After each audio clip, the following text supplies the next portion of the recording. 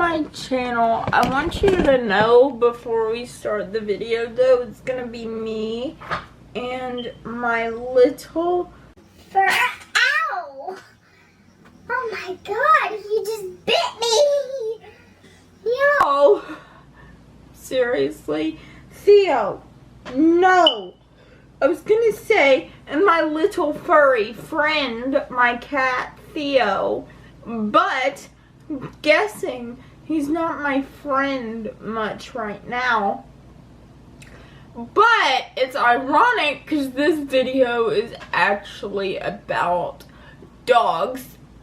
But yeah, there's a cat in my lap, which is kind of ironic, but it's whatever. If you're new here, my name is Rachel. I post videos about service dogs, being a Christian teenager who also happens to have a disability. So if you guys like all of those things, oh my gosh, this cat just clawed me and it caused me to have a mini startle reflex. If you guys like all of those things, please subscribe. And it is Cerebral Palsy Awareness Month, so if you support that, I want you to go ahead and comment the green heart in the comments down below, because the color for CP is green. And yeah, and if you're a CP warrior like myself, go ahead and tell me in the comments down below. So today's video is going to be me reading a list I found on the internet of the misconceptions about service dogs. So, emotional support animals and service dogs are the same thing. This is a very common misconception, and the answer is no, they are not. Service dogs are specifically task trained to mitigate a person's disability under the Americans with Disabilities Act. That is the definition of a service animal. Not an ESA, not a therapy dog, and all of that stuff. Just a service animal. And then you have emotional support animals that are not trained, however, do provide emotional support to their handler. They only have rights on planes and stuff like that. They do not have public access rights. However, they have rights on planes and in non-pet friendly housing. And it's not, I've heard the rumor that ESAs got their plane rights taken away. It's just that they have to go in cargo now. That is not for service dogs because they are specifically task trained and a person really could need them to use their task at any moment.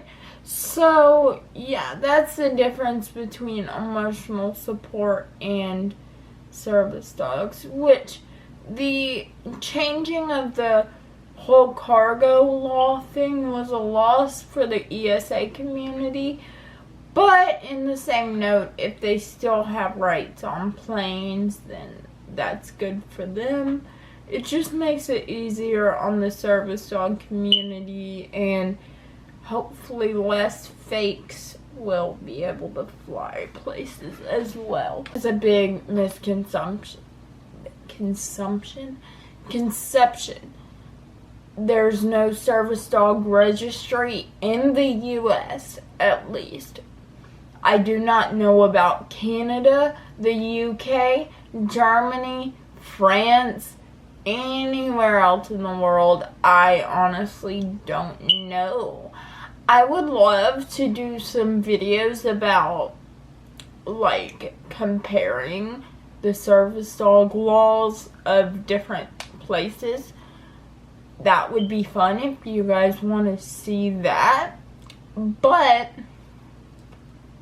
yeah, are only for the blind or deaf. Yes, that is a huge misconception.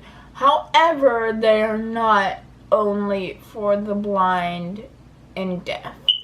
They are so many, from psychiatric service dogs. Y'all may think those are emotional support animals, but they're not, because like I said, psychiatric service dogs have rights because they are task trained to mitigate a person's disability. But the thing with psychiatric is that some of the people's disabilities they're mitigating are mental disabilities such as PTSD or trauma in certain places, but they have to be task trained to be a service dog. And also there's medical alert, medical response, mobility, which I just did a video about. So yeah, there's different stuff. Service dogs work all the time and never get time to just be a dog. That is not true. Like, when Sammy's not in harness, for the most part, he's just a dog. Unless I happen to need him to help me pick up something, etc., etc. Once he's done helping me with that task, he is just a dog. Okay. So, this is a ridiculous misconception because this says bully breeds can't be service dogs.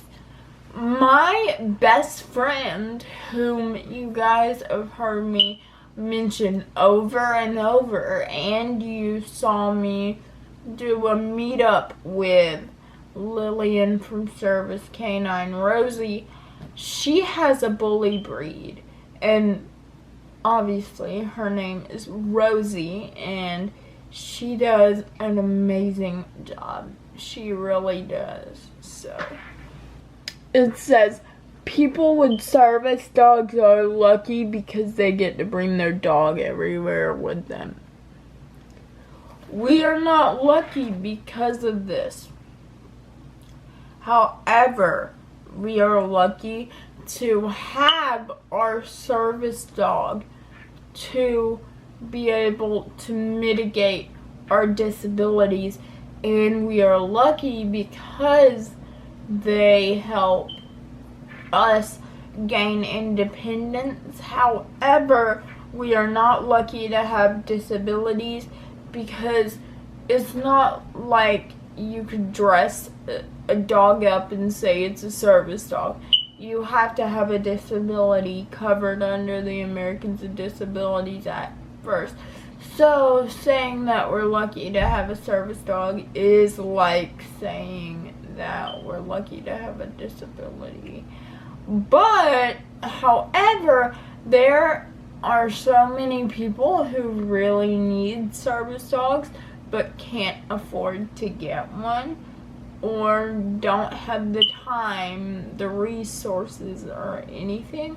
So yes, I do consider myself lucky to a certain extent, but in some aspects, no.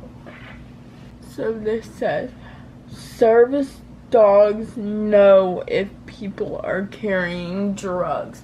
Not service dogs for specific people with disabilities, but service dogs for, like, police work, like police canine dogs. They know when people are carrying drugs. Yes, they do. It's okay to pet a service dog if the handler isn't looking. No, it's not, okay? Because what if that dog is a medical alert dog and they missed an alert and the handler passes out or has a seizure just because you wanted to pet the dog while the handler wasn't looking? You know, it's not okay. People with service dogs want to chat. It depends on how we feel. Sometimes we feel okay to answer questions, but sometimes we don't. And that's generally why some of us make our dogs business cards so that people will leave us alone when we don't feel. Businesses can require people with service dogs to prove they need them. No, this is against the law, and if the situation gets too out of hand and there is a need for it, then they can call the police or the ADA, and they will both handle the situation. It says businesses are never allowed to ask that a service dog be removed. They aren't up until the dog is misbehaving, which if the dog's like a true service dog, then they're not gonna like majorly misbehave. And the reason why I say they're not gonna majorly misbehave is all dogs make mistakes once in a while, but generally on everyday occurrences they look very highly trained, except for when they make the odd mistake. In that instance, they are not allowed to ask them to leave if they just make one barely anything mistake, you know. However, if they are misbehaving, then they can ask them to leave. But yeah, like if they're jumping up on people, if they're barking, lunging, any of that, then they can ask to leave. Ask the dog to leave. And no, service dogs don't always have to be on leash. I see that as a misconception all the time, because some dogs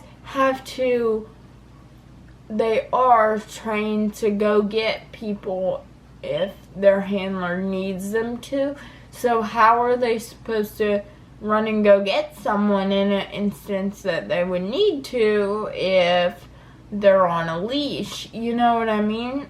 So yeah, those are all the misconceptions I have for you today. If you like this video, hey guys, future me popping in to say that my SD card had some difficulties. I have to go and delete stuff, but girl ain't got time for that because I have to get this video up for tomorrow. But if you guys would like to keep more up to date in our day-to-day lives, then go follow us on Instagram and Snap. And by us, I mean me and my service dog. But yeah, if you're new here, I talk with my hands a lot, so like, anyway, I will see you guys in my next video, which will be on Thursday. I love you guys so very much, and I will see you then. Bye. Look.